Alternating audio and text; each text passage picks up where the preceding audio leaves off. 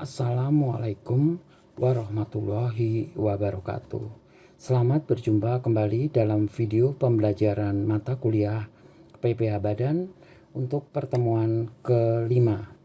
Pada pertemuan kelima ini akan dibahas mengenai materi perlakuan pajak terhadap inventory costing. Sedangkan submateri yang dibahas dalam pertemuan ini, yang pertama adalah metode pencatatan persediaan berdasarkan PSAK nomor 14 dan Undang-Undang Pajak Penghasilan. Yang kedua tentang contoh-contoh perhitungan inventory costing. Sedangkan metode pencatatan tadi terdiri atas PSAK 14, itu ada metode FIFO, LIFO, average, dan yang kesatunya adalah identifikasi khusus. Yang kedua adalah berdasarkan Undang-Undang PPH, itu hanya menggunakan dua metode, yaitu first in first out dan metode average. Dalam beberapa kasus, nilai yang ditempatkan pada item-item inventaris tertentu akan berbeda tergantung pada kapan item tersebut dibeli. Sedangkan perbedaan penilaian inventaris inilah yang berdampak terhadap laba maupun kewajiban perusahaan.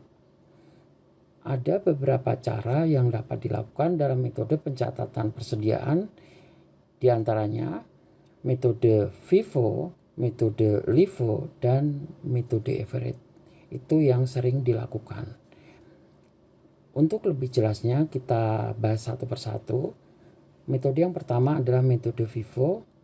Seperti namanya, metode FIFO atau first in first out merupakan metode perhitungan biaya inventory dengan cara menjual produk atau stok ataupun persediaan yang terlebih dahulu masuk atau terlebih dahulu dibeli, maka akan dilakukan penjualan yang pertama.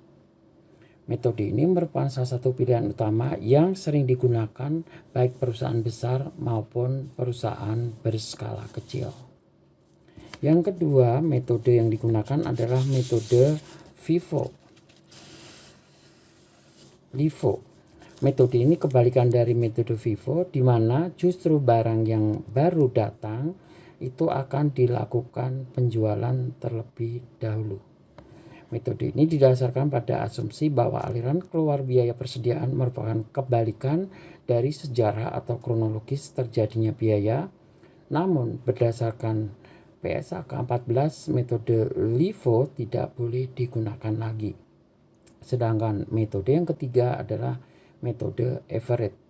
Metode average atau sering disebut dengan metode rata-rata tertimbang yang membagi antara biaya barang yang tersedia untuk dijual dengan jumlah unit yang akan dilakukan penjualan, sehingga persediaan akhir dan beban pokok penjualan dapat dihitung dengan harga rata-rata.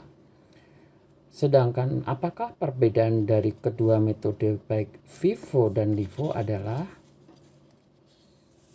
untuk metode FIFO, yang pertama, nilai persediaan disajikan secara relevan di laporan posisi keuangan. Sedangkan untuk metode LIFO, nilai persediaan bertolak belakang dengan aliran fisik persediaan sesungguhnya. Mudah membandingkan kos saat ini dengan pendapatan sekarang. Apabila harga naik, maka harga barang menjadi konservatif. Sedangkan metode FIFO menghasilkan laba yang lebih besar, namun jumlahnya sering mengalami kesalahan atau tidak akurat.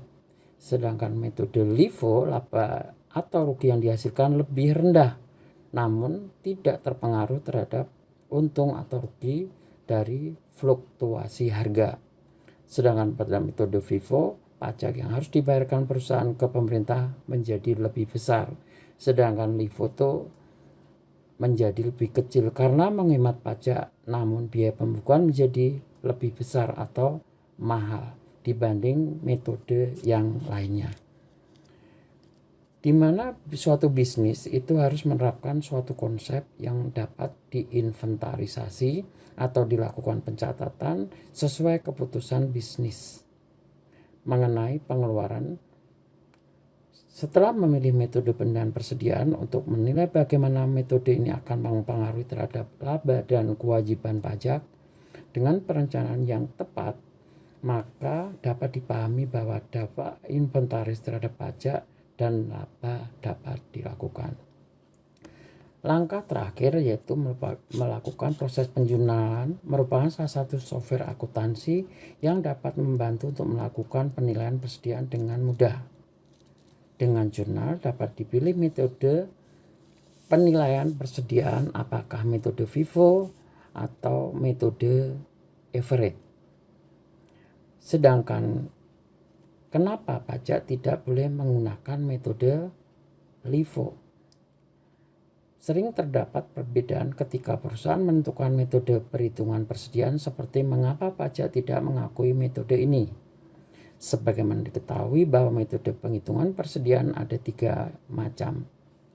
Menurut fiskal, dalam penentuan metode perhitungan persediaan hanya memperbolehkan penggunaan metode average dan FIFO, sedangkan akuntansi komersial memperbolehkan LIFO. Namun perlu diketahui bahwa semua akuntansi komersial memperbolehkan penggunaan metode LIFO. Salah satu standar akuntansi tidak memperbolehkan penggunaan metode perhitungan persediaan LIFO. Salah satunya yaitu IFRS atau International Finance Reporting Standard. Berdasarkan IFRS, metode LIFO sudah tidak boleh lagi untuk digunakan karena metode LIFO menyebabkan nilai inventarisasi yang disajikan dalam laporan posisi keuangan atau balance sheet tidak mempresentasikan recent cost level of inventory.